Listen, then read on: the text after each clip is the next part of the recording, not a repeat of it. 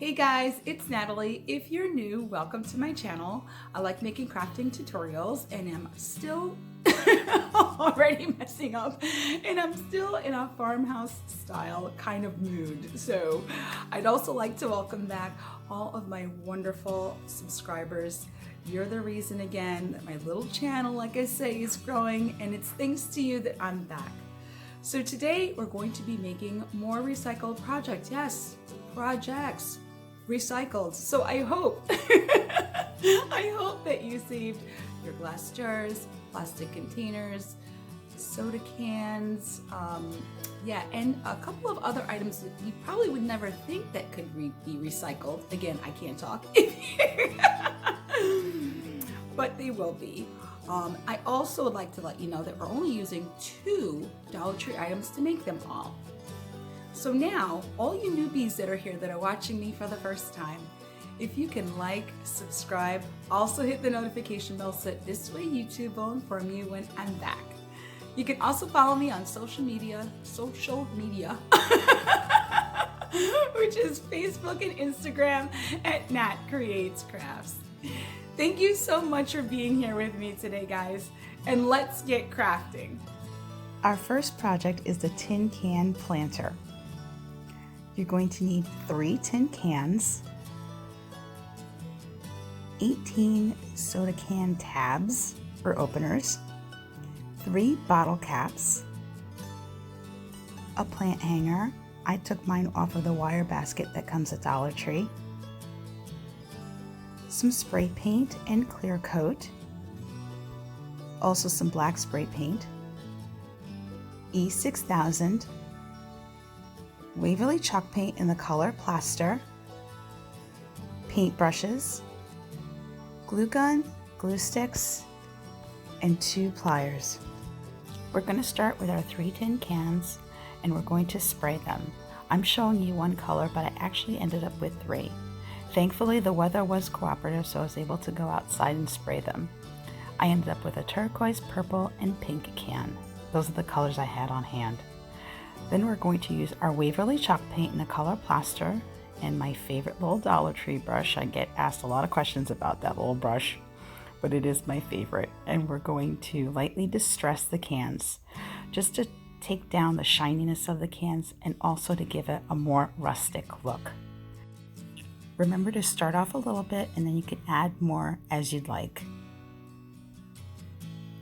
Once I was happy with the way they looked, I then used some clear coat to give it a protective finish since it is going to be outside. Now it's time to address the plant hanger. You're going to count down 9 chains and you're going to pry off the 9th one. You're going to do that for all 3 of the chains. Once you're done doing that, you're going to go to the second set of chains and you're going to count 8 this time. And you're going to pry off the 8th chain. That should leave you with 3 sets of 8 once you're done. Then we're going to take off the bottom hook and we're going to put that to the side. Once we're done taking those hooks off, we're then going to pry off the ends of the final set of chains, just like we did for the first set. Then we're going to remove the open chains that we had. That's going to leave you with 6 sets, 6 chains apiece and 12 open chains. Now it's time to address the can. We're going to put holes in our cans where we could put the chains through. I used my drill, but if you don't have a drill, you could use a hammer and a nail, just as long as the nail is big enough to take the chain. So we're going to drill 3 holes equal distances apart on the top part of our can. Remember, it should be about the same size to fit the chain. Once we're done drilling the 3 holes on the top, we're then going to drill 3 holes on the bottom directly with the holes that we did on top of the can. Once those are done, we're then going to put our can upside down and we're going to put 3 more holes on the bottom. leaving a total of 9 holes, and you're going to do that for each can, except the bottom can. You're not going to drill bottom holes in the bottom can. Just make sure they're equal distances apart, and make sure they align with the holes that you originally drilled. We're now going to take our soda tabs, we're going to flip them upside down, and we're going to arrange 6 of them to make them look like petals of a flower. Now I did 3 flowers. Once they're arranged the way you like, then we're going to add a little bit of hot glue to keep them together. I took my bottle tops outside and I sprayed them with the color black. That's going to be the center of our little flower. Remember to make 3. Now it's time to adhere the flower to the can. I used some E6000 because they are going to be outside. Just make sure to use a good amount so the flower doesn't fall off. We're going to put one on our turquoise can, our purple can, and our pink can. Now we're going to attach the chains to our can. You're going to take those hooks and we're going to attach them to the top can that we're going to place our hanger on. So you're going to place those in each hole, and then you're going to take the chain that had the hook and we're going to attach the chains to the hooks of the top can.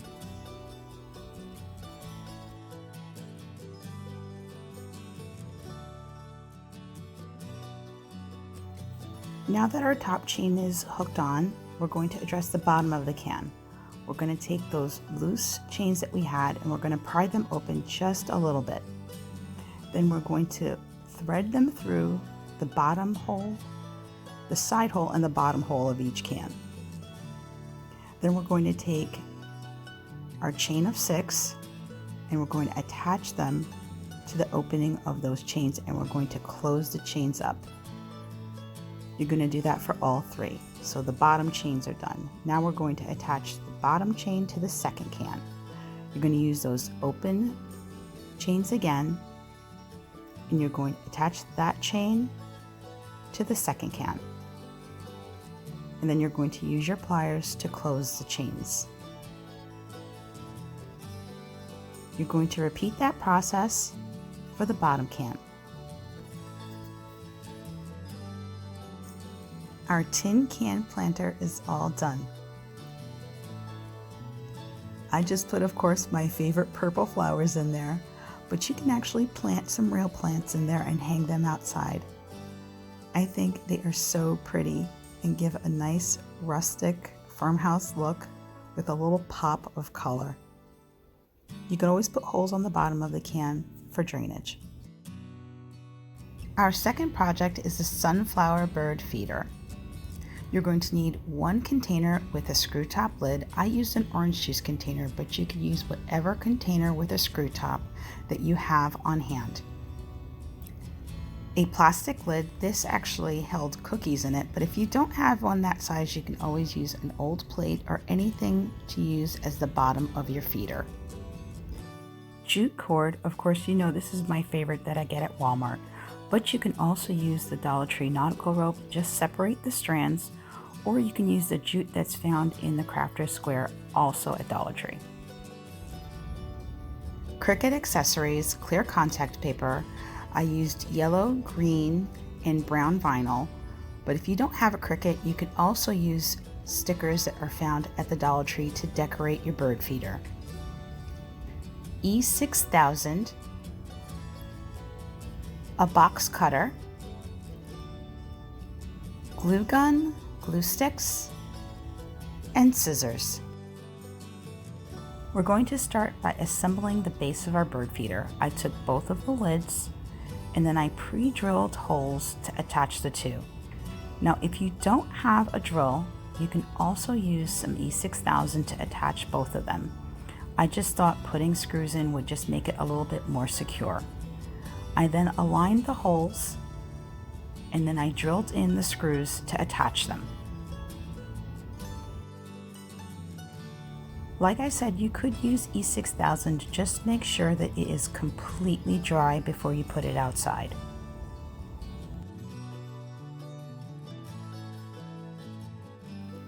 Now it's time to cut the holes out of our bottle where the bird seed will actually come out of. I drew 2 squares on either side, just where the bottle starts. Once I'm happy with the squares I drew, I'm then going to take my box cutter. Just please be careful because it's very sharp. Have a good grip on your bottle and cut those squares out. You could use scissors, but the blade does a better job at cutting the holes, depending on how thick your plastic is. We're now going to use our jute cord. I took about an 8-foot piece. Now don't be nervous because you see a crochet needle.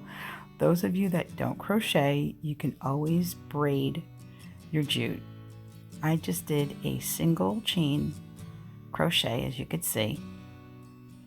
You're going to tie one end, then you're going to loop the jute around the needle and pull it through the hole. Going to loop it, pull it through the hole. You're going to continue to do that till it's all done with that 8-foot piece that you took. Like I said, if you don't crochet, you can easily braid. I'm going to make 2 of them. Again, you're going to loop it, pull it through. Loop it, pull it through. You can go back and play and see how I did it. It's fairly easy if you want to give it a try. When you're at the end, we're going to pull that last piece all the way through. Like I said, you're going to make 2 of them. We're now going to secure the ends with a little bit of hot glue, and we're just going to tuck the tails in the back of our chain. You're going to do that for all 4 ends. Now we're going to attach that to our bottle. My bottle happened to have 4 grooves, so I'm going to use it with a little bit of hot glue. Attach that end first. Then I'm going to use some E6000 in the middle and then hot glue at the end. This way it'll secure the rope. And remember, make sure the E6000 is completely dry before putting it outside. You're going to do that for all 4 sides. Just make sure that your chain is facing the same way when you're gluing them down. I then took 2 pieces about 2 feet each. I folded them in half, and I'm going to thread it through, and I'm going to make a loop to attach the 2 pieces that we glued to the bottle. This is going to form our hanger so that either we can hook it on a tree branch or a hook. Once that's secure, I then made a knot on the end to secure all 4 strands.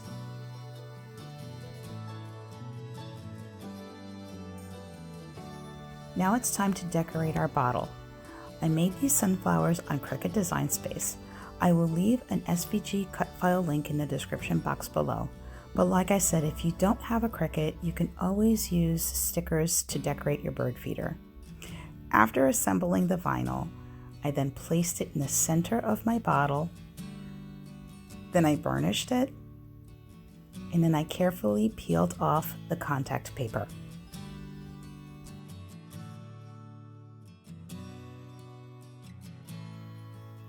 Our bird feeder is all done. And the best part about this, I think maybe it costs about $1 in materials to make. I hung mine out on a branch outside. We'll see how long it takes before the birds and the squirrels eat all that seed. I'm guessing in no time. Our last project is going to be the Farmhouse Lantern. You're going to need 2 glass jars. Remember, you can use any jars that you have on hand. An onion sack, yes, an onion sack. Black spray paint. Jute cord, of course you know I like the one that's at Walmart, but you can also use the one that's found at the Dollar Tree. My glue gun, glue sticks, and scissors. We're going to start by laying out our onion sack. I just cut the one side just to make it even. Then I'm going to use my black spray paint, and I'm going to spray 2 coats on the sack. Once that's dry, I'm going to flip the back side. I'm going to then take my 1 jar, and my jar had like sides on them, so I'm just going to apply some hot glue to one side and I'm going to attach the onion sack, leaving enough to cover the top and the bottom of the jar. Then I applied a little bit more hot glue, and then I stretched the onion sack to wrap it around the rest of the jar. Then we're just going to trim off what's left, and that piece we're actually going to use for another jar. Then we're going to flip the jar to the bottom, add some hot glue, and then we're going to stretch the mesh. And I just use scissors, it just makes it easier to hold. You're just going to stretch the mesh and cover it, the mesh and cover it. And then you're going to just trim off the excess that's left. Now I went ahead and I crocheted some jute again, like I did with the last project. Just enough to wrap around the top of the jar twice. So now we're going to do a handle. So I did two of them actually. So I made one for the handle and one to wrap around the opening of the jar. We're going to then attach our handle. I used about, I don't know, I want to say 4-foot piece of jute that I crocheted, but like I said, you could braid it if you can't crochet. So we're going to glue it on either side to form our handle. And then we're going to then cut off the excess on either side. Then we're going to pull the mesh up and then take the second piece that we crocheted, and we're going to use that to wrap it around the base of the opening of our jar. Just use a little bit of hot glue when needed, but if you're holding it tight enough, you really don't need that much.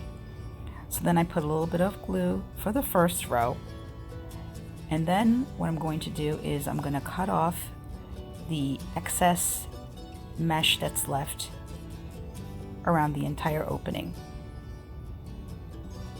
And then from that point, I'm gonna glue the remaining row to the opening of our lantern. And then you're just gonna cut off any excess that may be left. Our hanging lantern is all done. I also made a second one, but minus the handle. I also did the crochet chain. I glued it on the opposite side just to give it a different look. As you can see, I put fairy lights in this one, but this one I actually used a solar panel, or a solar light rather. I just glued some extra jute on the top so that this way it can fit into the jar and I'm able to remove it. And once again, both of them cost less than $1 in materials to make. Well, the solar light cost $1, so okay, so $2, but still, for what you get, I think they came out so great. This one I'm actually using on my table outside. Thanks again for being here with me today, guys. It really does mean a lot. Remember, you can also follow me on Facebook and Instagram at Nat Creates Crafts. Please don't forget to subscribe, so this way we'll be seeing each other next time. Until then, happy crafting, God bless, and take care.